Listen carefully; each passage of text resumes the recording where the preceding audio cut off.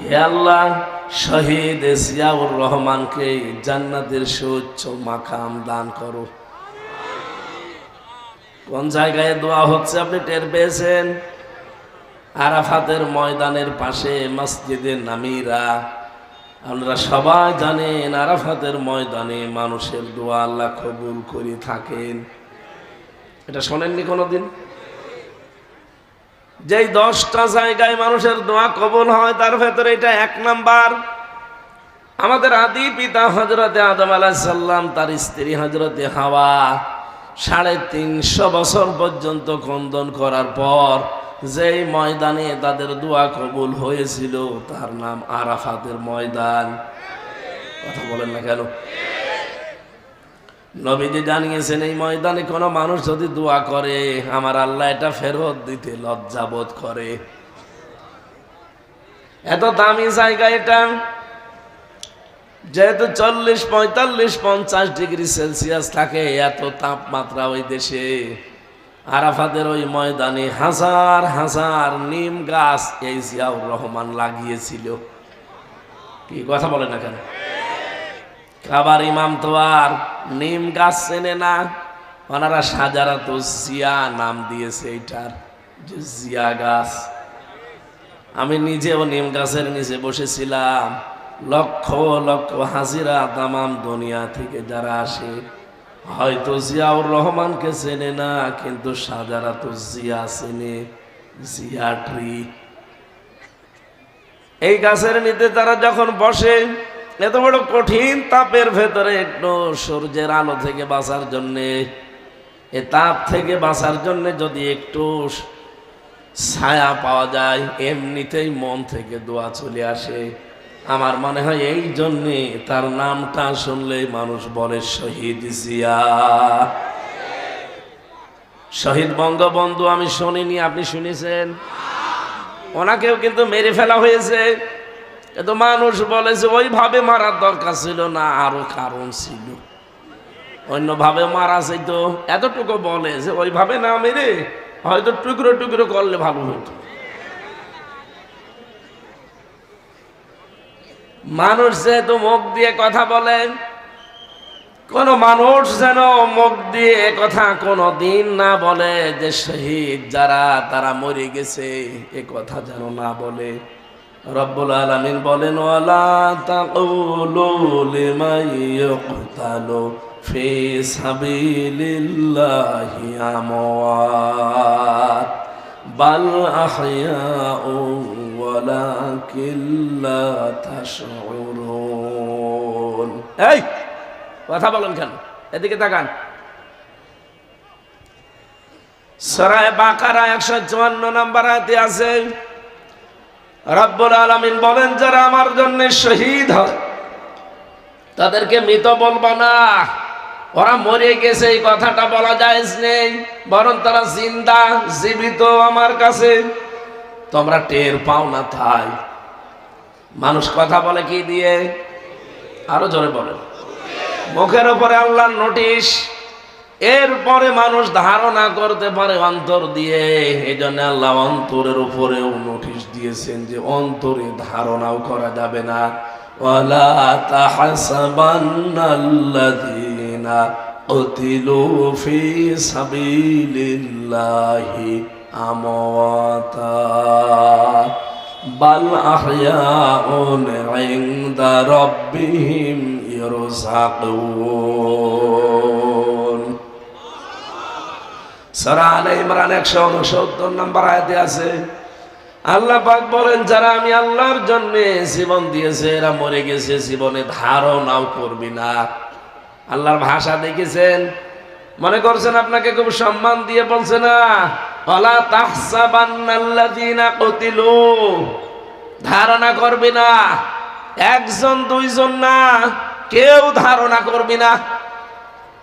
আমি তাফসিরে ধারণা করবা না এ শব্দটা পাই না, করবি না, তার মানে আল্লাহ রেগে গেছেন। হাজারো মানুষ হয়তো এ ধারণা করতে পারে এ আবার শহীদ হয়েছে। শহীদ কত বড় দামি সম্পদ আপনি জানেন? কোন মানুষ যদি শহীদ হয় ও মনে হয় যে পিপিলিকায় কামড় দিয়েছে, দুনিয়া থেকে বিদায় নিয়েছে। অথচ মানুষের মরণের যন্ত্রণা সম্পর্কে আমাদের কোনো আইডিয়া আছে? বিশ্ব নবীর মতো মানুষ যেদিন ইন্তেকাল করবেন, হযরতে ফাতেমাতুজ জাহরা রাদিয়াল্লাহু তাআলা আনহা লক্ষ্য করে দেখলেন ঘরের দরজায় কে যেন কড়া নাড়ছে। তিনি গেলেন, দরজা খুলে দেখলেন বিশাল একটা উঁচা মানুষ দাঁড়িয়ে আছে। ভয় পেয়ে তিনি দৌড় দিয়ে আসলেন রাসূলের কাছে, ডাক দিয়ে বলে, হে রাসূল, হে আমার পিতা, এমন একজন মানুষকে দেখেছি, জীবনে এরকম মানুষ, এত উঁচা মানুষ আমি জীবনে দেখিনি। নবীজি ভাঙা ভাঙা কণ্ঠে বললেন, ফাতেমা, যে এসেছে তোমাকে এতিম বানানোর জন্যে। তুমি চিনতে পারো না এই লোকটাকে? পৃথিবীর কোনো মানুষ নাও, ফেরেশতা আজরাইল, আসতে বলো। তিনি আসলেন, সামনেই ছিলেন হযরতে জিবরাইল আলাইহিস সালাম। তিনি ডাক দিয়ে বললেন, হে রাসূল, জীবনে বহুবার আপনার কাছে এসেছি, আজকে একটা নতুন ফেরেশতা আমার সাথে আমি নিয়ে এসেছি। এই ফেরেশতা আজ পর্যন্ত কারো কাছে কোনো অনুমতি চাওয়া দূরের কথা, ওর প্রয়োজন হয়নি, কিন্তু আজকে এসেছে আপনার কাছে অনুমতি নেওয়ার জন্যে। কি অনুমতি চাই? যে আপনাকে নিয়ে যেতে চাই। নবীজি বললেন, আমি যেতে চাই, আমার উম্মতের কি হবে?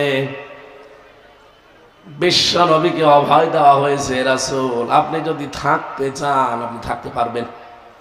নবীজি সঙ্গে সঙ্গেই বলেছিলেন যে কতদিন? যতদিন আপনি চান। এরপরে কি হবে? এরপরে মরা লাগবে। কুল্লু নাফসিন যায়িকাতুল মাউত, এই শব্দটা আল্লাহ নাজিল করে জানিয়েছেন কেউ বাঁচতে পারবে না। জীবন আল্লাহ যাকে দিয়েছে, মরণ তার হবেই। এই শব্দটা নিয়ে কোনো মানুষ যদি একটু ভালোভাবে চিন্তা ভাবনা করে, গভীরভাবে মনোযোগ দেয় যে আমার মরা লাগবে, ওর জীবনটা পাল্টাতে আর কিছু লাগবে না। আপনি ভালো মানুষ বসে আছেন, গতকালকে আমার এক দাদা মারা গেছে, ভালো মানুষ ঘুমিয়েছে, ঘুম থেকে আর ওঠে নাই, ওই শেষ। আমি ভাবছিলাম আমি যদি এভাবে ঘুমিয়ে যেতাম, আর যদি না উঠতাম, কাউকে কিছু বলারও সময় পেতাম না। সকালবেলা সবাই মাইকিং ঘোষণা দিত যে হামজা মারা গেছে। দুনিয়ায় কত কিছু বলার ছিল, কত মানুষকে কিছু বলারও সময় দিল না। মরণ এমন একটা ঝামেলা জিনিস। কিন্তু নবীজিকে আল্লাহ বললেন, হ্যাঁ আপনি থাকতে পারবেন। ফেরেশতা বলে থাকতে পারবেন, কিন্তু যতদিন ইচ্ছা ততদিন, তারপরে মরা লাগবে। নবীজি বললেন, মরা যখন লাগবে তখন আর দেরি করার দরকার নেই, আমারে নিয়ে চলো। হযরতে আজরাইল জানটা কবজ করার জন্য শুধু হাতটা রেখেছিলেন নবীজির বুকের উপরে। নবীজি সঙ্গে সঙ্গে বললেন, ফেরেশতা হাত নামাও। কি রাখলে? ফেরেশতা বলে, হে রাসূল, আমি জানি আল্লাহর পরে আপনার স্থান। আমি খুব আসানে সতর্কতার সহিত শুধু আমার হাতটা আমি রেখেছি, তা খুব আস্তে করে, এখনো পুরাটা ভর আমি দেয়নি, শুধু রেখে দিয়েছি। নবীজি বললেন, আজরাইল, এইটাই যদি তোমার হাত রাখা হয় তাহলে তোমার কষ্ট কোনটা? তুমি শুধু হাত এখনো ভর দাওনি, শুধু রেখে দিলে মনে হচ্ছে উহুদ পাহাড় আমার বুকের উপরে চাপিয়ে দিয়েছো। যশোরবাসী, মন থেকে কথাগুলো বলছি, একটু নিজের থেকে মিলান তো। এত বড় দামি মানুষের যদি এই কষ্ট হয়, তাহলে আমরা তো মানুষের ভেতরেই পড়ি না। কথা বলে না কেন? আমাদেরকে মানুষ বলা হয় শুধু উপরে এই চিহ্ন দেখে, ভেতরে কত প্রসূত জমা হয়ে আছে। আরে ভাই, হিংসা তো মানুষের ভেতরে থাকার কথা না, হিংসা থাকার কথা পশুর ভেতরে। আপনি দুইটা কুকুরকে খাবার দেবেন, একটাকে যা দিয়েছেন ও মরণ পর্যন্ত খেলেও আমার মনে হয় শেষ হবে না, এরপরও দেখবেন পাশেরটায় হামলা দেয়। কথা বলছেন এখন? হিংসা তো আমাদের ভেতরে থাকার কথা না, এটা তো পশুর স্বভাব। মানুষের এই চেহারা শুধু থাকলে আপনি মানুষ বলে পরিগণিত হবেন না, বিষয়টা এমন না। এই জন্য যেটা বলতে চাই, এত বড় দামি মানুষকে তো আজরাইল হুকুম নিয়ে এসে যদি জান কবজে, এত কষ্ট তার কাছে মনে হয়। নবীজি আমার মতো এত দুর্বল ছিলেন না। বিশ্ব নবী বলেন 100 হামজার শক্তি আল্লাহ আমার শরীরে দিয়েছিলেন। তার মানে আমার মতো 100 জন মানুষের শক্তি এক জায়গায় করলে যা হয়, নবীজিকে আল্লাহ একাই ঠাই দিয়েছিলেন। সেই মানুষটা যদি একটা হাতের ভর তাও ভর দেয়নি, শুধু রেখেছে হালকা, এটাই যদি সহ্য করতে সে না পারে, আমি আপনি কোন ধান্দায় আছি? ধারণা কোনদিন যেন আপনার না আসে যারা শহীদ হয়, এই মানুষগুলোর মরণের কথা শুনলেন যে পিপিলিকা কামড় দিলে যতটুকু যন্ত্রণা, অতটুকুতেই তার জীবনটা শেষ হয়ে যায়, সে আর টের পায় না। তার মানে শহীদের মরণ নবীজির ইন্তেকালের, নবীজির মরণের চাইতেও অনেক কম। এক কথা বলতে থাকেন, আপনি কি বুঝেছেন কি বলতে চাই? সুতরাং শহীদের শব্দটা কিন্তু আল্লাহ যাকে তাকে দেয়ও না। আলিয়ালামাল্লাহুল্লাযীনা আমানু ওয়া ইয়াত্তাখিযা মিনকুম শুহাদা। সূরা আলে ইমরান 140 নম্বর আয়াতের মাঝের অংশে আছে, জেনে রাখো যাদের ঈমান এবং আমল কাজ কারবার আমি আল্লাহর পছন্দ হয়, এই মানুষগুলোকে আমি আল্লাহ এমনিতেই মরণ দেই না। এদের সাধারণভাবে মরণ দিলে তো শেষ হয়ে যেত না, এই মানুষগুলোকে আমি শাহাদতের মরণ দিয়ে ধন্য করি। আজকের মাওলানা আব্দুস সামাদ একটা আলেম মানুষ, এখনই যদি মারা যায়, যদি ঈমান নিয়ে মারা যেতে পারে, কবরে দিয়ে দেবেন, ঘুমিয়ে পড়বে, কিয়ামত পর্যন্ত ঘুমাবে। ফেরেশতা যেদিন ফুৎকার দেবে সিংহায়, সেই দিন উনি উঠবে, এর আগে পরে কিচ্ছু নেই। কিন্তু লোকটা যদি শহীদ হতে পারে, কবরে দেওয়ার সঙ্গে সঙ্গে ঘুমানো লাগবে না। আল্লাহ বলেন আমি নিজে তাদেরকে খাওয়াবো। ও যশোরবাসী, মাথায় তো মগজ আছে নাকি বলেন? কোন মানুষকে জেগে থাকলে খাওয়া লাগে? খাওয়া লাগে না? ঘুমিয়ে থাকলে খাওয়া লাগে। তার মানে তো ঘুমিয়ে পড়বেন, ওনার খাবার কিসের? শহীদ তো ঘুমাবে না, ও জীবিত। মরণের পরে শুধু কবরে দিতে দেরি। আল্লাহ নিজে বলেন আমি জান্নাতি খাবার তাদের জন্য খাওয়াবো। জেগে থাকলে যেহেতু আনন্দ দরকার লাগে, জেগে থাকলে অনেক কিছু লাগে। আল্লাহ পাক সব ব্যবস্থায় 3.5 হাত কবরের ভেতরে তারে খুলে দেবেন। জেগে থাকলে অনেক মানুষের আমরা দেখি, জীবিত মানুষ যারা খাবার খায়, তাদের 5টা জিনিস তৈরি হয় শরীরে। কয়টা?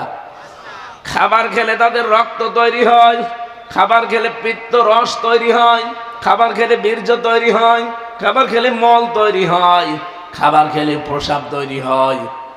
এই 5টা জিনিস এই শরীরের ভেতরে তৈরি হয়ে বাকিগুলো বের করে দেয়। পিত্ত রসটা কাজে লাগে আপনার খাবার হজমের জন্য। 2 নম্বরে আপনার শরীরকে সুঠাম শক্তিশালী করে রাখার জন্য বীর্য দরকার লাগে। রক্ত চলাচল, 5.5 কেজি রক্ত আমার শরীরের ভেতরে আছে। ঘন্টায় 60 কিলোমিটার বেগে আমার রক্তগুলো মাথা থেকে পা পর্যন্ত দৌড়াচ্ছে। বাকি মল এবং প্রস্রাব যেগুলো আমাদের কাজে লাগবে না, এগুলো আমার শরীর থেকে আমার আল্লাহ বের করে নেয়। প্রস্রাব যদি বন্ধ হয়ে যেত আপনার, আপনি টের পান। একবার প্রস্রাব সাধারণভাবে করাতে আপনার 12,000-এর উপরে খরচ লাগবে শুধু টাকা। এই যে অক্সিজেন দিয়ে আমরা বেঁচে আছি, 1 কেজি যদি অক্সিজেন কেউ কিনে বেঁচে থাকতে চায়, 66,000 টাকা লাগবে তার। অথচ প্রতিদিন আমরা কম বেশি 16 কেজি অক্সিজেন নিতে আসি, 1 টাকাও দেয়নি। কোনদিন জিবরাইল এসে বিলের কাগজ দিয়েছে যে 16 কেজি অক্সিজেন, 1 কেজি 66,000 টাকা। আপনার যশোর পোড়া বিক্রি করে দেওয়া লাগতো। কথা বলেন। যেহেতু মানুষ মারা যায় না, জীবিত থাকে, রক্ত তৈরি হয় শহীদের শরীরে। এটা যে প্রমাণ হয়ে গেছে, নবীজির চাচা হযরত হামজা তিনি শহীদ হয়েছিলেন উহুদের ময়দানে। তাকে কাফেররা 70-এর উপরে টুকরা করেছিল। যেখানে কবর দিয়েছে তার 3টা টুকরা পাওয়া যায়নি। 70 টুকরার ভেতরে বিভিন্ন পাহাড়ে বিভিন্ন গাছগাছালির ভেতরে টুকরাগুলো তারা ছড়িয়েছিল। সাহাবায়ে কেরাম খোঁজ করতে করতে সবগুলো মিলিয়ে ফেলেছিলেন, কিন্তু 3 টুকরা পাননি। ওইভাবেই নবীজির চাদর দিয়ে আর পাহাড়ের লতা পাতা দিয়ে তারে মাটিতে দিয়ে দিয়েছে। 30 বছর পর তার খবর একবার ভেঙে গিয়েছিল। কত বছর? এই ছোটবেলায় যারা যুদ্ধ করেছিল উহুদের ময়দানে তার সাথে, তারা আজ অনেকে বেঁচে আছে। রক্ত অনুসন্ধান করতে করতে গিয়ে দেখে 30 বছর আগে নবীজির চাচা হযরত হামজা তাকে শহীদ করা হয়েছিল। তার ওই যে জায়গা কাটাগুলো, ওই কাটা জায়গা দিয়ে এখনো ফিনকি দিয়ে তাজা রক্ত বের হচ্ছে। বাংলার মুসলমানেরা, উনি যদি খাবার না খাবে রক্ত পেল কোথায়? 30 বছর পরে রক্ত তৈরি হওয়ার কথা বলেন। এজন্য শহীদ ছাত্র বৈষম্য বিরোধী ছাত্র আন্দোলনে যারা জীবন দিয়েছে ওদেরও জীবনে আমার মতো মায়া ছিল না? ছিল না? শহীদ আবু সাইদ এভাবে যে বুকটা পেতে দিলে ওর জীবনের কোনো মায়া ছিল না? আপনি কি মনে করেন মায়া ছিল না? আপনি তো ট্রাকের চাকা বাস্ট হলে অজ্ঞান হয়ে যান, আর সে নিজে জীবন হাতে নিয়ে বলছেন অত সহজ। যেহেতু মানুষকে ইনজেকশন দিয়ে শহীদ আল্লামা দেলাওয়ার হোসেন সাইদি তাকে মেরে ফেলা হয়েছে, এই জন্য তিনিও শহীদ। সারাটা জীবন তিনি দেখবেন দোয়া করতেন, আল্লাহুম্মা ইন্নী আসআলুকা শাহাদাতান ফি সাবিলিক। হে আল্লাহ, আমি তোমার কাছে চাই আমাকে যদি মরণ দাও সাধারণ মরণ দিও না, শহীদের মরণ দিও। ওনার সাথী যারা ছিল সবগুলো তো সরাসরি ফাঁসির দড়ি বেয়ে শাহাদাতের মর্যাদা পেয়েই গেছেন। আমি গতকালকে দেখলাম শহীদ আব্দুল কাদের মোল্লা, তার একটা চিঠি, তার স্ত্রী যাকে পিয়ারি বলে ডাকতেন আদর করে, এই মেয়েটা দেখতে গেছে তার স্বামীকে। মাগরিবের পর পরে এসে দেখে চা খাচ্ছে বসে। জিজ্ঞাসা করছে, কি গো এই অবেলা চা খাও? বছর রোজা রেখেছিলাম, এখন চা খাওয়ার পর আমি একটু খাবার খাবো। শুনলাম যে রাত 10টা একে নাকি আমার ফাঁসি দেওয়া হবে। আমার কাছে সংবাদ চলে এসেছে, এই জন্যে নাকি তোমরা শেষ দেখা করতে এসেছো। ছেলে মেয়ে যেগুলো আছে সন্তানাদি, এগুলো আল্লাহর রাস্তায় টিকিয়ে রাখবা। আমি আল্লাহর কাছে সাক্ষাতে গেলাম, দেখা যদি হয় আবার জান্নাতের সিঁড়িতে হবে। একটা মানুষ কোন সময়ে কথা বলতে পারে যার 3 ঘন্টা পরে ফাঁসি? সারাদিন রোজা রেখেছে, এখন বিকালে আসর মাগরিবের পরে সে চা খাচ্ছে। আপনার মনে হচ্ছে শুনতে খুব সহজ, এটা কি বাস্তবে অত সহজ? 3 বছর আমি অত ছেলে ছিলাম, ফাঁসির কন্ডেম সেলের ভেতরে 24টা ঘন্টা আমার মনে হয় এক এক ঘন্টা এক এক বছরের মতো যেত, কারণ যোগাযোগ বিচ্ছিন্ন ছিলাম। 24 ঘন্টা আমার তালা লাগিয়ে রেখেছিল, মনে হতো যে 1 ঘন্টা যাচ্ছে 1 দিনের মতো, তাহলে 24 ঘন্টা 24 দিনের মতো যেত। কোনো কিছু নেই, তারপরও অজানা একটা টেনশনে আমাকে সবসময় কাবু করে রাখতো। ওই যে ডায়াবেটিস হয়ে গেছে, এখনো পর্যন্ত ভালো হয় না। অথচ লোকটার মাত্র 3 ঘন্টা বাকি আছে। 7টার সময় যদি দেখা করে থাকে, 10টা একে ফাঁসি। কয় ঘন্টা? 3 ঘন্টা আগে সে লোকটারে এত উৎফুল্ল মনে হচ্ছে শ্বশুর বাড়ি যাচ্ছে। আল্লাহ রাব্বুল আলামিন কোরআনে কারিমে জানিয়েছে, যে কারারক্ষী আমি জেলখানায় থাকতে আমাকে ঘটনা শুনিয়েছিল একবার, যে আমি তার ফাঁসির সময় ছিলাম। এই লোকটার 3টা ঘন্টা বাকি আছে, কিন্তু শরীরের ভেতরে চেহারার ভেতরে কোনো ছাপ নেই, একেবারে নিশ্চিন্তায় বসে আছে। মনে হচ্ছে ওনাকে কোনো সুসংবাদ দেওয়া হয়েছে। আমি ওই দিন কারারক্ষী কুতুবউদ্দিন ভাইকে বলেছিলাম যে ভাই আপনি টের পাননি, আমি টের পেয়েছি। ইন্নাল্লাযীনা ক্বালু রাব্বুনাল্লাহ সুম্মা ইসতাকামু তাতানাজ্জালু আলাইহিমুল মালাইকা। আল্লাহ পাক বলেন, সত্যি যারা এই কথা বলতে পারে আমার রব আল্লাহ, এই কথা বলেই শুধু এলোমেলো যায় না, সে টিকে থাকতে পারে এই কথার উপরে। যত ঝড় ঝাপটা তার উপরে আসবে তারপরও সে টিকে থাকতে পারে। আমি আল্লাহ তাকে এমনি এমনি কিছু না দিয়ে ছেড়ে দেই না। তাতানাজ্জালু আলাইহিমুল মালাইকা, এটা মজারে বর্তমান ভবিষ্যৎ, প্রেজেন্ট ফিউচার। মালাকুন এক বচন, মালাইকা বহু বচন। রব্বুল আলামিন বলেন, আমি নিজে তার জন্য হাজার হাজার ফেরেশতা পাঠিয়ে দেই রিসিভ করার জন্য। ওয়েলকাম জানাতে থাকে ফেরেশতারা, আর বলে কোনো ভয় নেই, কোনো চিন্তা নেই। আমার বর কি হবে, আমার ছেলে মেয়ের কি হবে, তাদেরকে কে দেখে রাখবে, আমার দলের লোক এতগুলো মানুষ পালিয়ে বেড়ায় জেল খাটে, কি হবে তাদের। আল্লাহ পাক বলেন, আমি ফেরেশতা দিয়ে বলি যে এই কথা শুনিয়ে দাও, কোনো চিন্তা নেই, কোনো ভয় নেই, সবগুলোর দায়িত্ব আল্লাহ নিজে নিয়ে নিয়েছেন। ওয়াবশিরু বিল জান্নাহ, ওই জান্নাতের সুসংবাদ গ্রহণ করো। আল্লাতী কুনতুম তুআদুন, যার ওয়াদা আল্লাহ তোমাদের কাছ থেকে নিয়েছিলেন। তিনি যে ওয়াদা দিয়েছিলেন তোমাদেরকে, তার অঙ্গীকার এই যে জান্নাত দেখা যাচ্ছে, প্রবেশ করো। নাহনু আউলিয়াউকুম ফিল হায়াতিদ দুনিয়া ওয়া ফিল আখিরাহ, দুনিয়ায় আমরা তোমাদের বন্ধু ছিলাম, মরণের পরও আমরা থাকবো বন্ধু।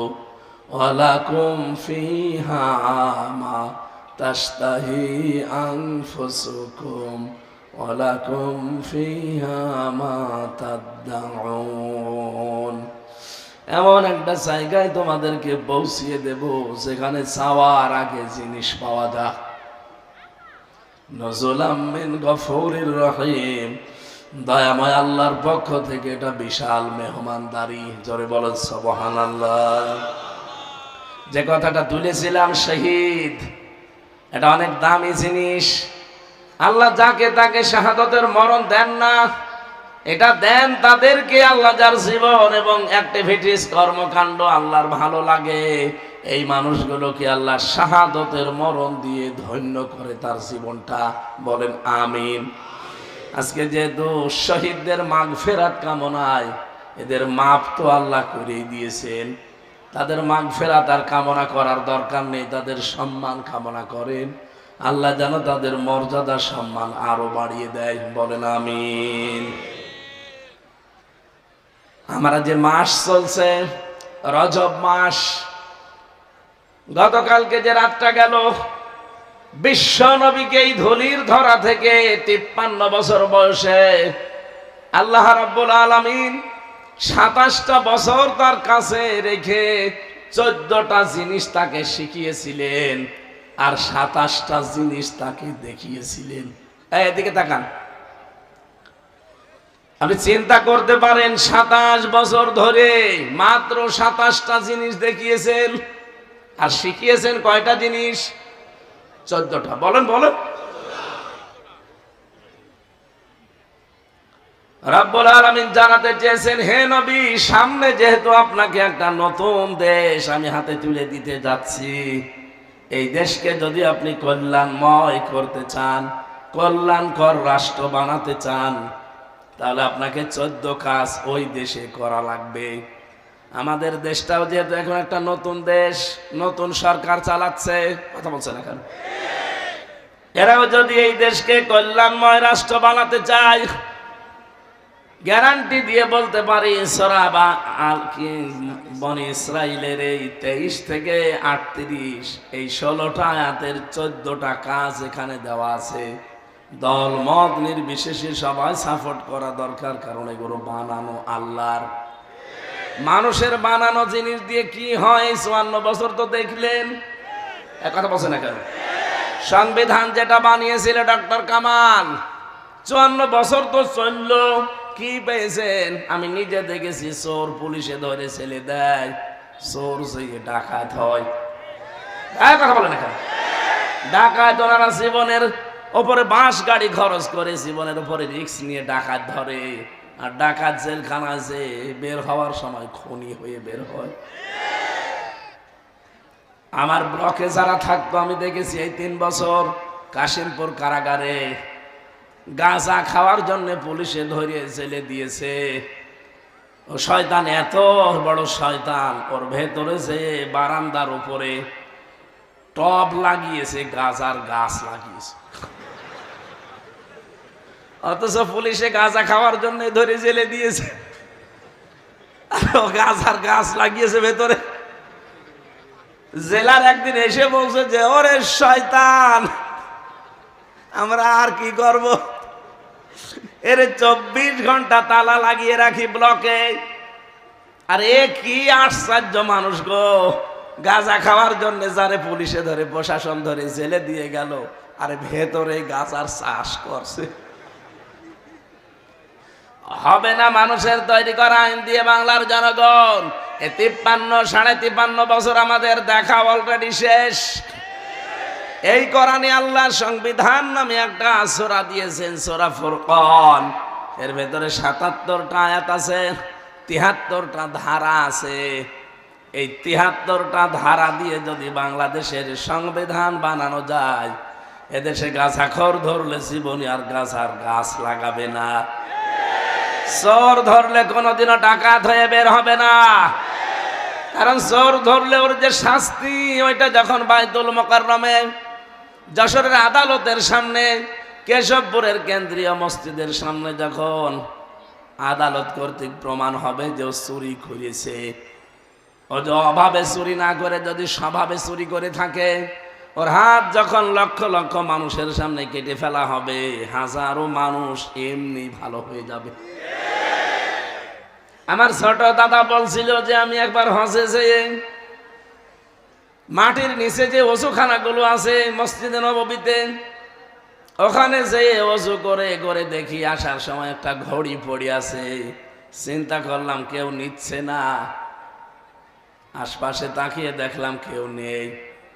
মনের ভেতরে ভয়, যদি ধরা পড়ে যায় এদেশের আইন হচ্ছে হাত কেটে দেবে।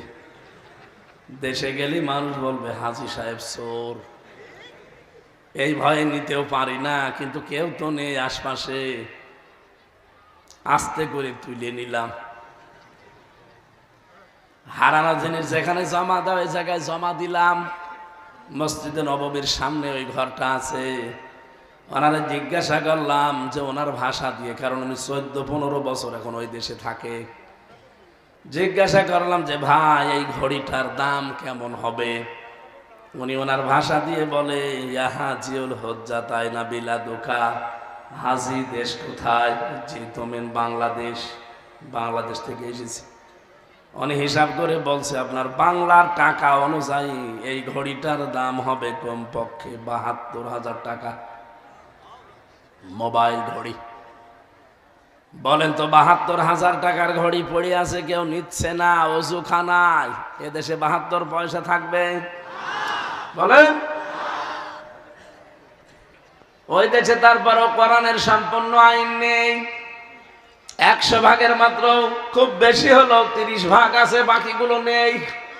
30 ভাগেই আমি যে শান্তি পেয়েছি ওই দেশে, আমার এই দেশে যদি 100 ভাগ কোরআনের আইনটা কার্যকর হয়ে যায়। কালকে আমি এক জায়গা থেকে আসার সময় পুলিশ, আমার নরম সরম পুলিশ, একেবারে হাবাগোবা গাড়িটা আটকিয়েছে, আমার পেছনের গাড়িটা। বললাম ওর কাগজ ফেল হয়ে গেছে, মাত্র 3 দিন আগে, সময় পাইনি, আপনি খুব নরমাল মামলা দেন। হুজুর 3 দিন তো বেশি ঝামেলা করবো না, ছেড়ে দেব। তবে আমাদের একটা একটু টেনশন আছে, সামনে যা দেখতে পাচ্ছি, আমরাও তো দেশের খোঁজ খবর রাখি। আগস্টের 5 তারিখের আগে এই দেশে মাত্র 100 জনের 15 জন মানুষ চাইতো যে দেশে কোরআনের বিধান কায়েম হোক। অথচ এই 5.5 মাসের ব্যবধানে America, voice of America, Microsoft, এগুলো সব তো আমার খালাতো ভাই, সব খ্রিস্টান। এরা রেপোর্ট দিচ্ছে এই দেশে এখন 100 জনের প্রায় 58 জন চাচ্ছে যে ইসলামে দেশে কায়েম হোক। 5.5 মাসে যদি অবস্থা তৈরি হয়ে যায় আর 5 মাস যেতে দেন। এই জন্যই তো গতকাল চরমনায় পীর উনি বলেছে যে আমরা নির্বাচন চাই অন্তত 1-1.5 বছর পরে। দেখলাম পাশ থেকে কে যেন জামাটিনি ধস, অতদিন না, তাড়াতাড়ি ওরা টের পেয়ে গেছে। 5.5 মাসে যদি 15 থেকে 58 চলে আসে আর 1 বছর যেতে দিলে এই দেশের হিন্দু খ্রিস্টান বৌদ্ধ মুসলমান সব 100 জনের 100 জনই বলবে আমরা কোরআনের বিধান চাই।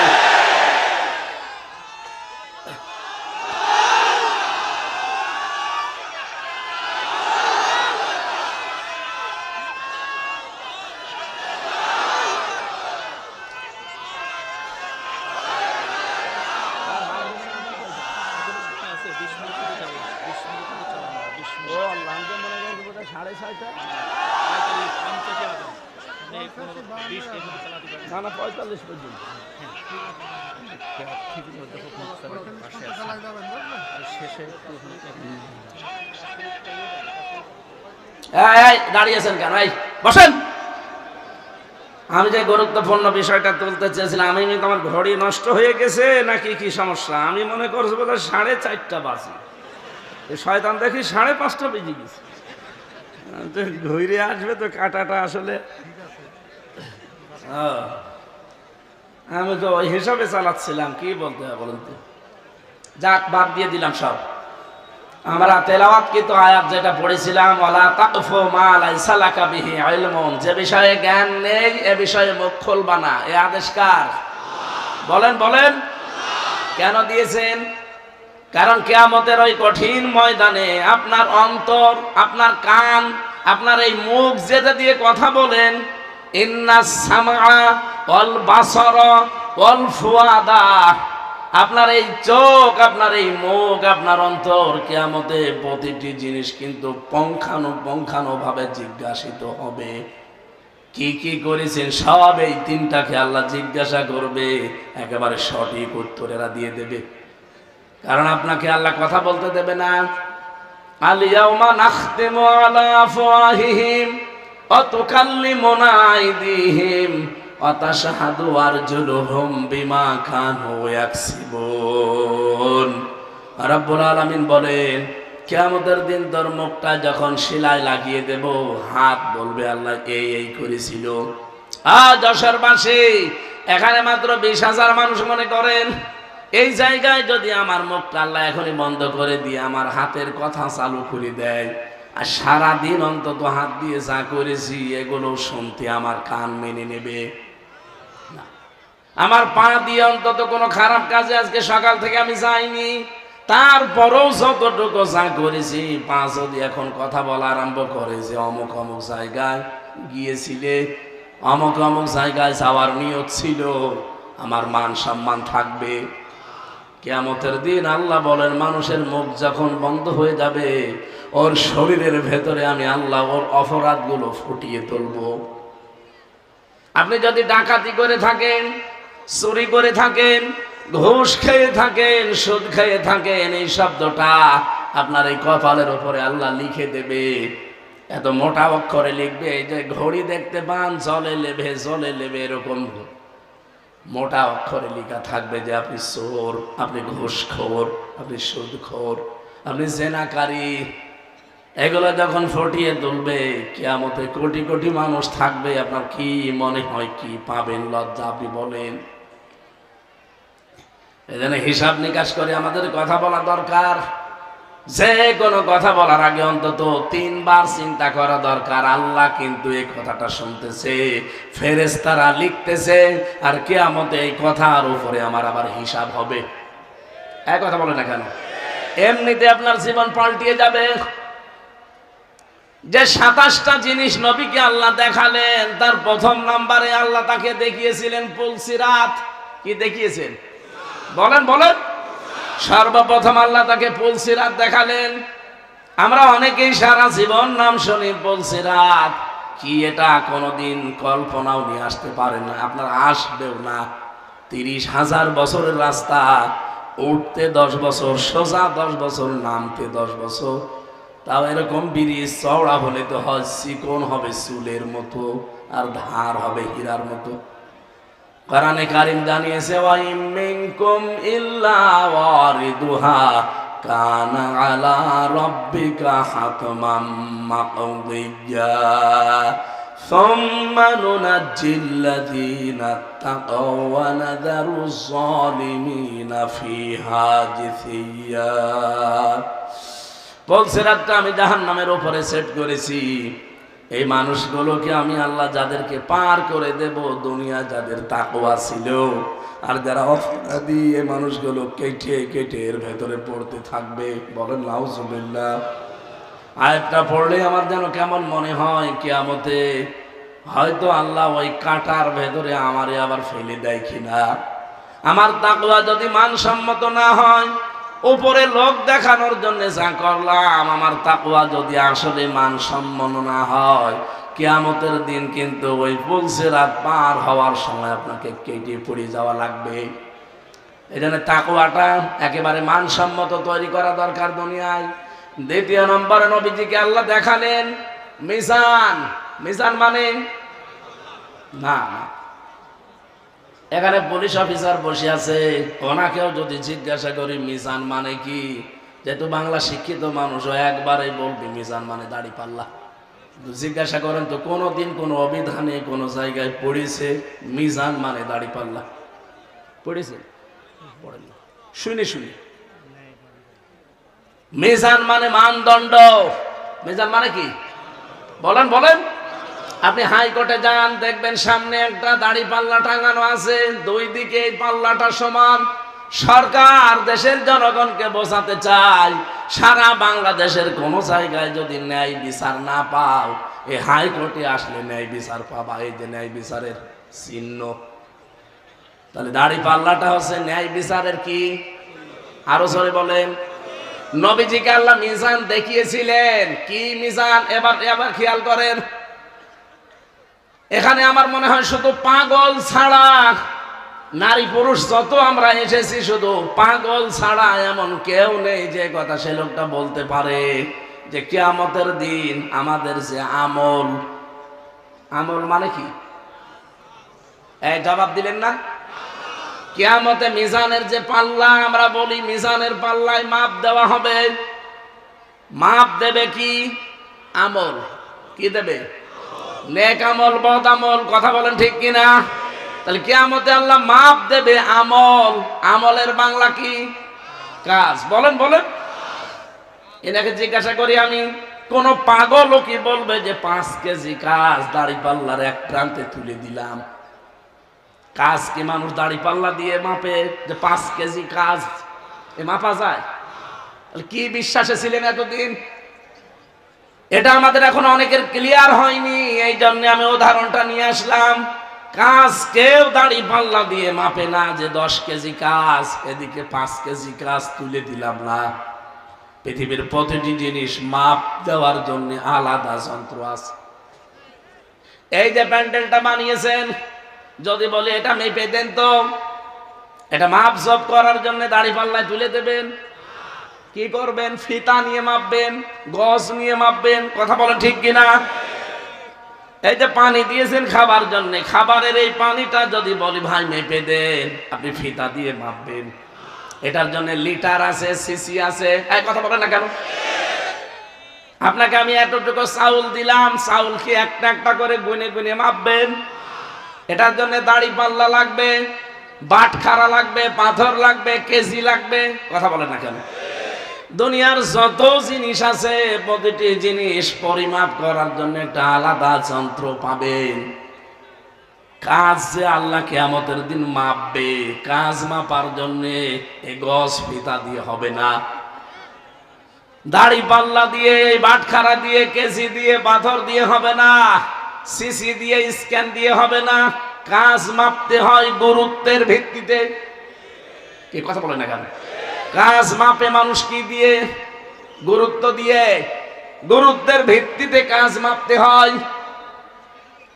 ও বাংলার জনগণ, ভালো করে এই বিষয়টা আজকে ক্লিয়ার করে নিয়ে যাবেন, তাহলে আপনার জীবনে অনেক কিছু দেখবেন পরিবর্তন আসবে ইনশাআল্লাহ। কাজ কিন্তু মাপা হয় ফিতা দিয়ে না, দাড়ি পাল্লা দিয়ে না, কাজ মাপা হয় কি দিয়ে? গুরুত্ব দিয়ে মাপা হয়। এখন পড়া কোরআন শরীফের ভেতরে গুরুত্বপূর্ণ কাজ আল্লাহ কি কি দিয়েছেন ওইটা আপনাকে আগে জানা লাগবে। আজকের এই প্যান্ডেলটার গুরুত্বপূর্ণ জিনিস কি? খুঁটি আর সামিয়ানা। কথা বলছেন না? খুঁটি আর সামিয়ানা যদি না থাকে, আপনি যতই সুন্দর করে সাজান, কেউ মঞ্চ বলবে এটা বলবে? আজকের এই মঞ্চের গুরুত্বপূর্ণ জিনিস খুঁটি আর সামিয়ানা। গুরুত্বহীন অনেক জিনিস এখানে আছে, যে কার্পেটটা, এই যে মাইক গুলো, এই টেবিলটা, এই চেয়ারটা, এ ছাতা যদি নাও থাকে, মানুষ কিন্তু এটাকে মঞ্চ বলবে। তাহলে গুরুত্বপূর্ণ জিনিস আগে ঠিক করা লাগবে, না তো আপনি মঞ্চে উঠতে পারবেন না। এই কোরআনে আল্লাহ 500টা গুরুত্বপূর্ণ জিনিস দিয়েছেন। আপনি 499টা মানেন, একটা মানেন না, আপনার এই মঞ্চ কিন্তু সরাসরি উঠতে পারবেন না। এই যে নামাজ আল্লাহ দিয়েছেন, ফরজ নামাজ। পৃথিবীর যত ইবাদত দেখবেন, প্রতিটি ইবাদতের আলাদা আলাদা কিছু ফরজ জিনিস আবার ভাগ করা আছে। নামাজ যে ফরজ, এই নামাজের ভেতরে আবার ফরজ আছে কয়টা? 13টা। বলেন বলেন, আরো জোরে বলেন। এই 13টা ফরজের 12টা আদায় করলেন, একটা করেননি, আপনার কি সওয়াব হবে কয়টা? হ্যাঁ, একটাও হবে না, কারণ গুরুত্বপূর্ণ জিনিস আপনি ছেড়ে দিয়েছেন। খুব ভালো করে বলছেন, 13টা ফরজের একটা আদায় করেননি, 12টা করেছেন, সওয়াব তো হবেই না, জিরো হবে, শূন্য হবে, কিচ্ছু পাবেন না। এখন যদি বলেন না 12টা আদায় করলাম, অন্তত 2টা সওয়াব দেন, হবে? এটা যেমন বুঝলেন, কোরআনে আল্লাহ 500 শরীয়তের বিধান দিয়েছেন, এগুলো সব ফরজ, এগুলো সব গুরুত্বপূর্ণ জিনিস। এই 500 ফরজের 499টা আপনি মানেন, একটা তো মানেন না, আরো বিরোধিতা করেন। আপনার জীবনে কিয়ামতে আল্লাহ যখন মিজানে মাপ দেবে, একটাও কিছু পাবে না, গুরুত্বহীন, সওয়াব পাবেন জিরো, শূন্য। এই জন্যই তো সতর্ক করছি আপনাকে, যে জীবনে গুরুত্বপূর্ণ জিনিস যেগুলো, সেগুলো আগে রাখেন। নামাজ পড়তে গেলে যেমন ফরজ আগে রাখা লাগে 13টা, এরপরে ওয়াজিব 14টা, এরপরে নামাজ ভাঙার কারণ 19টা, এরপরে সুন্নত 12টা, এরপরে মুস্তাহাব 17টা, এভাবে সব আলাদা আলাদা ভাগ আছে। ফরজ 13টা আদায় হয়ে গেলে আপনার নামাজ হয়ে যাবে, কিন্তু বাকিটা যদি আদায় না করেন, হয়তো জরিমানা দেওয়া লাগতে পারে, সশিজদা। কথা বলছে না কেন? তাহলে দুনিয়ায় যে 500টা শরীয়তের বিধান, তার ভেতরে 1 নাম্বার বিধান দিয়েছেন আল্লাহ, আপনি যে কালেমাটা পড়েছেন, এটা যেন আপনি ঠিক রাখেন। আপনার কালেমা ঠিক আছে? এদেশে বহু মানুষ আমরা ওযু করি, ওযু করার পরে যে ওযু ভেঙে যায় 7টা কারণে। কয় কারণ? একটা কারণে আপনার ওযু ভেঙে গেল, 7 কারণের ভেতরে 1 কারণ, মনে করেন বাতাস বের হয়ে গেছে, ওযু থাকবে। এখন যদি বলেন অতটুকু আর কি হয়, কি হয় মানে ওই আপনার ওযু শেষ, এখন ওই ভাঙা ওযু দিয়ে নামাজ হবে। আরো জোরে, ভাঙা ওযু দিয়ে যদি নামাজ পড়েন, নামাজ পড়া কি হারাম? বলেন বলেন। ঠিক, আপনি ঈমান এনেছেন, ঈমানও কিন্তু ভেঙে যায়। 10টা কারণে ঈমান ভেঙে যায়। কয়টা? এই 10টা কারণ যে কবে কবে আপনার জীবনে এসেছে আপনি জানেনও না, কখন যে ঈমান ভেঙে গেছে আপনি টেরও পাননি। ভাঙা ওযু দিয়ে যেমন নামাজ হয় না, ভাঙা ঈমান দিয়ে আমার আল্লাহর জান্নাতে যাওয়া যাবে না। গুরুত্বপূর্ণ কাজগুলো আগে ঠিক করবেন, এই জন্য আপনাকে এটা পড়তে হবে। 500 আছে শরীয়তের বিধান। এই দেশে আমরা দেখি অনেকে, কেউ 100টা মানে, কেউ 150, কেউ 200, কেউ 300, কেউ 400, কেউ 499টায় মানছে, কিন্তু একটা মানতে চাই না, আরো বিরোধিতা করে। 12টা ফরজ আদায় করে একটা না করলে যেমন কিছুই পাবেন না, 499টা আদায় করে ওই একটা না করলে কিছুই পাবেন না। মিজানের পাল্লা, আল্লাহ নবীকে আল্লাহ এইটা দেখিয়েছিলেন যে মিজানের ন্যায় এবং মানদণ্ড হিসাবে তোমাকে গুরুত্বের ভিত্তিতে মাপ দেওয়া হবে। দুনিয়ায় গুরুত্বপূর্ণ কাজ যেগুলো আপনারা কিন্তু জানেন, দুনিয়ায় যত গুরুত্বপূর্ণ কাজ তার এক নম্বরে ঈমান। নাম কি? ঈমানের পরে এই লোকটা কাজ করবে নামাজ। এই গত রাত গেল, এই রাতে আমার আল্লাহ বিশ্ব নবীকে নিয়ে 50 ওয়াক্ত নামাজ দিয়েছিলেন। মুসা নবীকে বারবার দেখা হতে হতে শেষে 5 ওয়াক্তই নেমে এসেছে। নবীজি বলেন 5 ওয়াক্ত নামাজ যদি নির্ধারিত সময়ে হক আদায় করে আপনার উম্মতেরা পড়তে পারে, প্রতিদিন তাদেরকে 50 ওয়াক্ত নামাজের সওয়াব আল্লাহ দিয়ে দেবেন। আমার ভাইরা, আমি আবার বলছি, গুরুত্বপূর্ণ কাজ জীবনে 500টা গুরুত্বের দিক থেকে বিবেচনা করে কাজগুলো আপনি করবেন। দুনিয়ায় গুরুত্বহীন এখানে মাইক, গুরুত্বহীন এখানে টেবিল, এগুলো না থাকলেও হয়, কিন্তু আমরা এইগুলো নিয়ে আগে ব্যস্ত। আসল যে সামিয়ানা আর খুঁটি দরকার এইটার খবর নেই। আশা করি আপনি বুঝে ফেলেছেন। এই দেশে এখন গুরুত্বপূর্ণ কাজ হচ্ছে আল্লাহর দিন কায়েম করা।